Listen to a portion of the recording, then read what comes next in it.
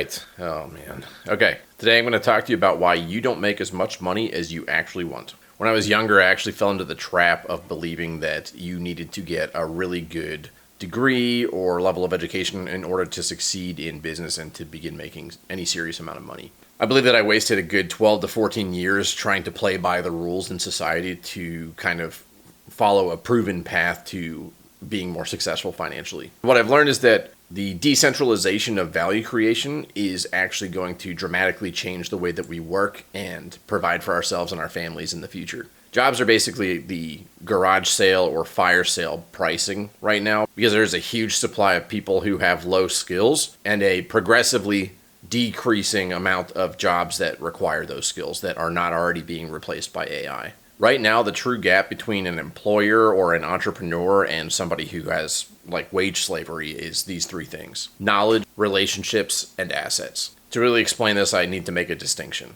Now, there are people out there who will call foul on the disparity between the haves and have-nots, and they'll claim that it's because of injustice in society.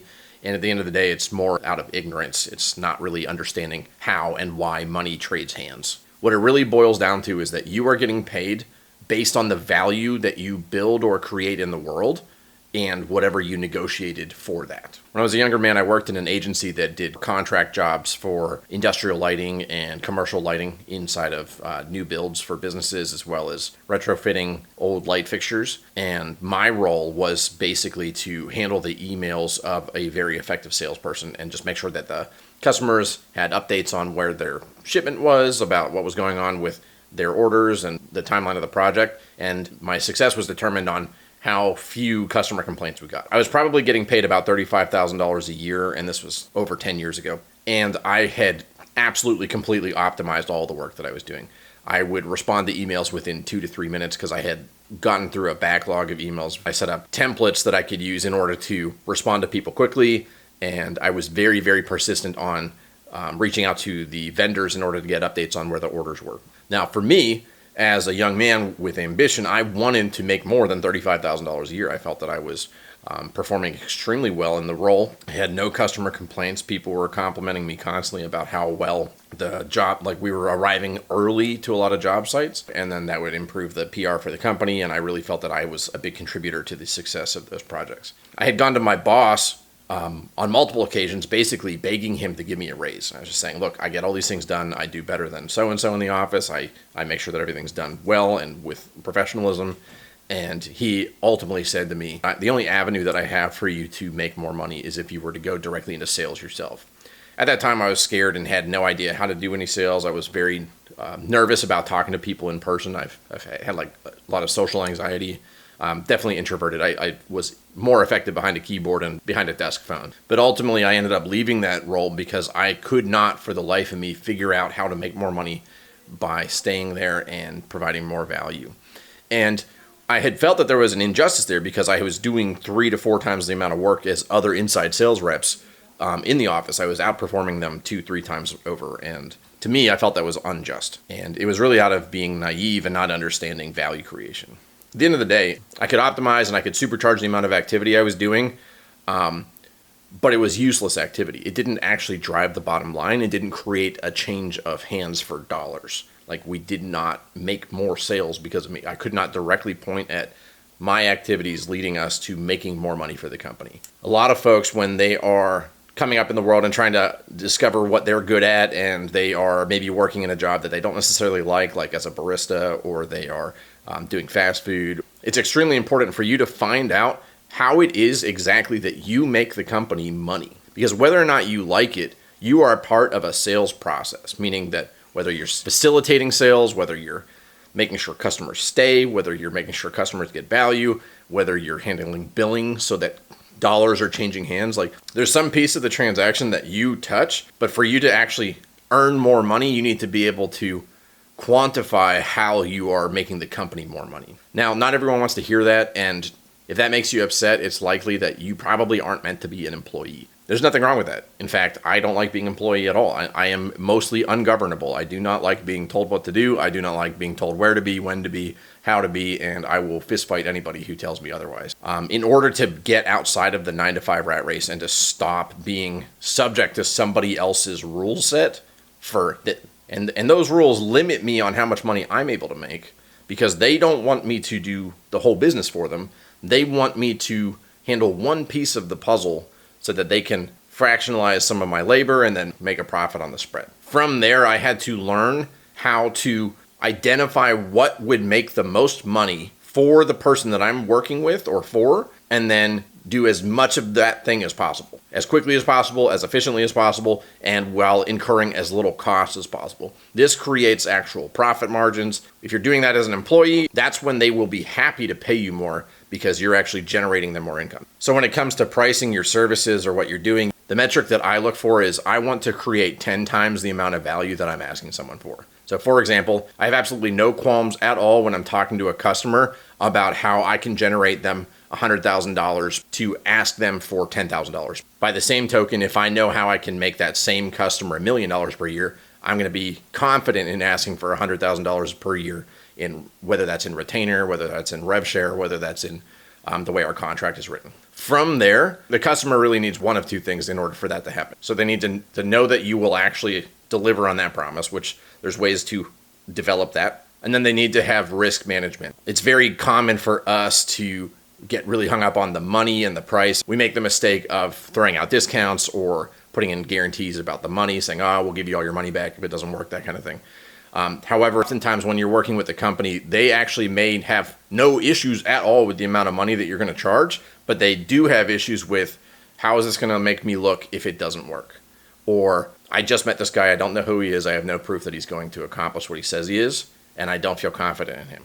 So really learning how to handle those objections is more important than learning how to just pitch dollar value and create a value equation. It's really going to come down to how do you mitigate risk through guarantees and through how you structure the terms of your offer to help them. I'm not going to go into this in depth right now, but I will be making more videos that will cover these topics, especially how to create offers, how to position yourself in the market, and how to take the skill set that you have and position that in the market in a way that makes you more money and makes your customers extremely happy. To really understand how you can best serve these people, you need to understand them and their problems and why they would want that problem solved. A lot of new business owners, agency owners, and entrepreneurs will make the mistake of just pitching their services. So they'll talk about all the things that they do and the bells and whistles of their thing or their product and about what it is rather than what problem it solves and what the transformation or what the goal state looks like for the customer. They wouldn't talk to you at all if they weren't in pain.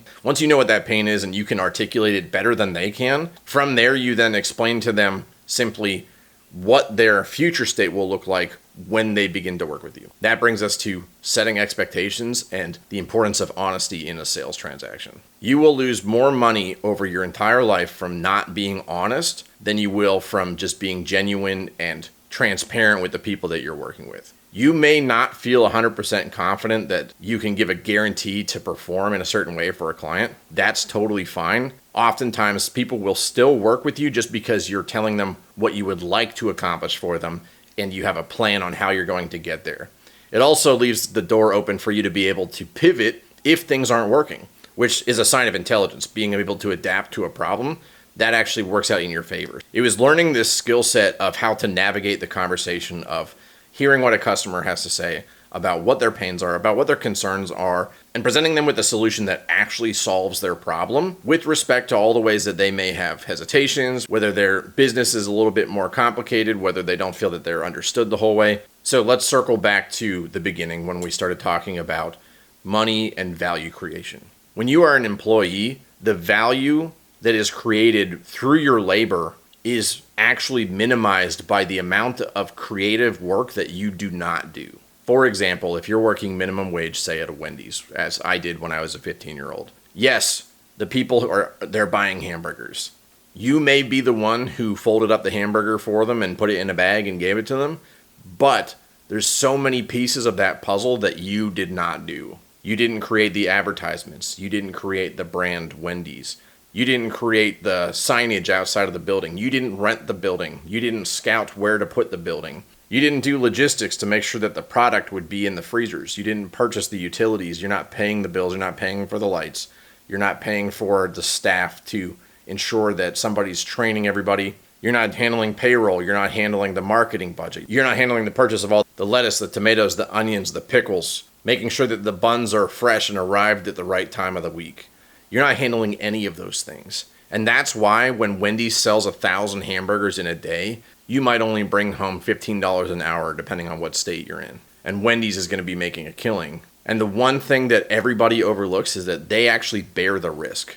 You are not the one who has to handle a lawsuit if a customer sues because you undercooked that burger. So if you're looking to figure out what kind of value you can add to the world, the first step is to begin learning about how the world works. It's unbelievable how many people don't know how many things go into your cell phone. Here's your homework. If you were to Google, where does my phone's glass come from? And then keep asking questions as you get on that rabbit hole, you'll realize how many pieces of society had to come together in order for just one piece of your cell phone to exist. Not counting the battery, not counting the software, not counting any of the electronics or the charger or the cable or the infrastructure to get it to you. Once you start learning about how the world works, that's when you can say, how do my skills contribute to the world in a meaningful way? If you feel that you couldn't deliver something at a high level, either to a person or to a business, then it's important that you go and learn something that adds value to those companies.